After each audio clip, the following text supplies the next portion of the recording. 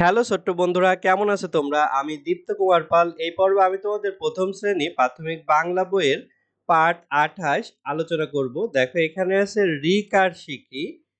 ঋ কয়াকার rocker তালবস্যই ক্ষয়সি শিখি। তো এখানে ঋকার আছে, ঋকার হচ্ছে এটি।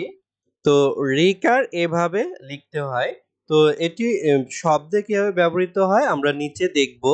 দেখো আমরা নিচে একটি ঘিত অর্থাৎ ঘি এর বয়েম দেখতে পারছি। এখানে ভিতরে ঘি রাখা আছে। ঘিকে ঘিত বলা হয়। ঘয়-রি-ত ঘিত। এখানে ঋকার দেয়া আছে। এভাবে তোমরা ঋকার হাত ঘোরায় সুন্দর করে লিখবে। তারপরে দেখো এখানে তিনো, তিনো মানে হচ্ছে ঘাস। এই ঘাসের উপর দেখো একটি পাখি বসে আছে। পাখি হয়তো ঘাসের ভিতর থেকে পোকামাকড় খুঁজে খাবে। তো তয়রি মূর্ধন্য তিনো, এই যে ঋকার দেয়া আছে, ঘয়রি-ত ঘিত মানে ঘি, তয়রি মূর্ধন্য তিনো, তিনোতেও তয়রি আছে। তো বন্ধুরা আজ আমাদের ভিডিও এ পর্যন্ত। এর পরের ভিডিওতে আমরা পরবর্তী পাঠ আলোচনা করব।